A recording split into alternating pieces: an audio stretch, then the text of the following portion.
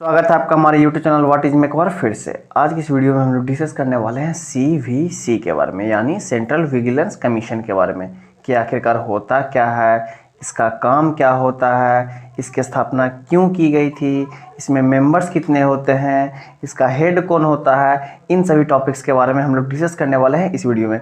तो बने रहे हमारे साथ। और अभी तक आपने हमारा चैनल सब्सक्राइब नहीं किया तो हमारे चैनल को सब्सक्राइब करके बेल बटन जरूर प्रेस कर लें, ताकि इसी प्रकार की सारी इंपॉर्टेंट वीडियोज की नोटिफिकेशन आपको मिलते रहे ऑन टाइम। अब सबसे बड़ी बात कि CVC यानी सेंट्रल विजिलेंस कमीशन, जिसे कि हिंदी में केंद्रीय सतर्कता आयोग के रूप में जाना जाता है, ये होता क्या है। तो Central Vigilance Commission is an apex Indian governmental body created in 1964 to address governmental corruptions, charge with monitoring all vigilance activity under the central government of India and advising various authorities in central government organization in planning, executing, reviewing and reforming their vigilance work. It has a status of autonomous body free of control from any executive authority. यानी जिसे कि अब सरल भाषा में समझाया तो Central Vigilance commission यानी केंद्रीय सतर्कता आयोग जो है वो भारत की एक इंडिपेंडेंट एजेंसी है। इंडिपेंडेंट एजेंसी कहने का मतलब है किसी के अंडर काम नहीं करते या ना ही किसी के प्रेशर में। मुख्य काम होता है कि भारत के अंदर जितने भी सरकारी कार्यालय हैं या फिर सरकारी ऑफिसर्स हैं, उन सभी पर नज़र बनाए रखना, ताकि उनके द्वारा किसी प्रकार के करप्शन के काम को अंजाम नहीं दिया जा सके। यहाँ पे जो बात ध्यान देने वाली है वो ये कि CVC यानी सेंट्रल विजिलेंस कमीशन जो है ना ही किसी प्रकार की खुफिया एजेंसी है, ना ही किसी प्रकार की जांच एजेंसी है। इसका काम सिर्फ होता है कि जितने भी गवर्नमेंट के काम हैं या फिर गवर्नमेंट ऑफिसर्स के काम होते हैं, उन पर नज़र बनाए रखना।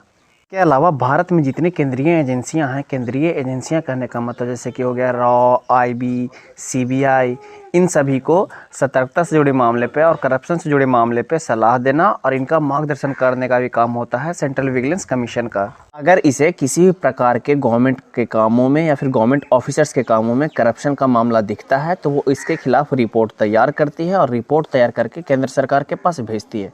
अब केंद्र सरकार को ये आज़ादी होती है कि उस करप्शन केस के रिपोर्ट को वो एक्सेप्ट भी कर सकती है और रिजेक्ट भी कर सकती है। यानी बोल सकते हैं कि केंद्रीय सतर्कता आयोग यानी सेंट्रल विजिलेंस कमीशन एक इंडिपेंडेंट बॉडी होने के बावजूद भी इसके पास ना ही किसी प्रकार का पावर है, ना ही किसी प्रकार का ये एक्शन ले सकता है। बस ये सरकार को किसी प्रकार के करप्शन के मामलों में सलाह देने का काम करती है। आपको क्या लगता है कि क्या केंद्रीय सतर्कता आयोग को और पावर्स देनी चाहिए, और देनी चाहिए तो कितनी देनी चाहिए, ये हमें कमेंट बॉक्स में ज़रूर बताएं।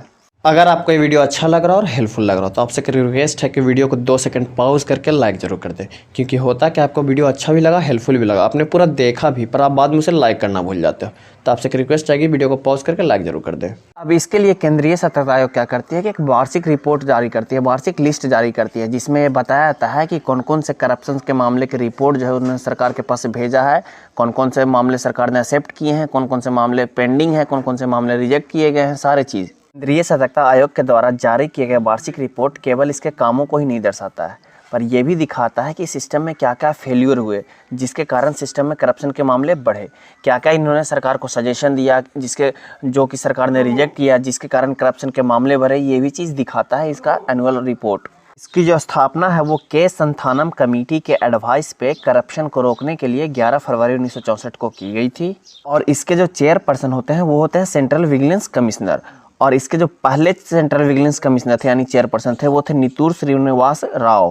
अब बात अगर इस कमीशन के, इस आयोग के सदस्यों की जाए तो इसमें मैक्सिमम 3 आदमी हो सकते हैं। जो हेड होता है वो चेयरपर्सन यानी सेंट्रल विजिलेंस कमिश्नर होता है।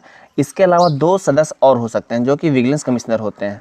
भारत के अंदर कुछ ही पद ऐसे हैं जिनका कि अपॉइंटमेंट और रिमूवल दोनों केवल प्रेसिडेंट के द्वारा ही किया जा सकता है, जैसे कि controller and auditor general of India, chief election commissioner of India, central information commissioner of India, और ये हमारा civil vigilance commissioner of India.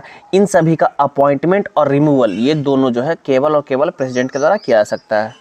अगर आपको इन बॉडीज़ की यानी chief justice of India, chief election commissioner of India, central information commissioner of India, controller and auditor general of India, in bodies की जिनकी स्थापना और जिनकी अपॉइंटमेंट और रिमूवल दोनों प्रेसिडेंट के द्वारा की जाती है, इनके बारे में अधिक जानकारी चाहिए तो आप ऊपर आई बटन क्लिक करके जानकारी ले सकते हैं। केंद्रीय सतर्कता आयोग के जो वर्तमान के कमिश्नर है वो है संजय कोठारी, और केंद्रीय सतर्कता आयोग के कमिश्नर की जो कार्यकाल होती है वो मैक्सिमम 4 साल तक की हो सकती है, और कोई भी व्यक्ति जो है वो मैक्सिमम 65 साल तक इस पद पे विराजमान रह सकता है। अगर आपको ये वीडियो अच्छा लगा और हेल्पफुल लगा तो वीडियो को जाने से पहले लाइक ज़रूर कर दें और हो सके तो दोस्तों के साथ शेयर ज़रूर किया करें, क्योंकि आपका हर एक लाइक और हर एक शेयर हमारे लिए बहुत ही ज़्यादा इंपॉर्टेंट है।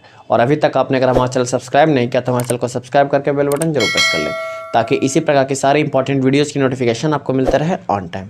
धन्यवाद।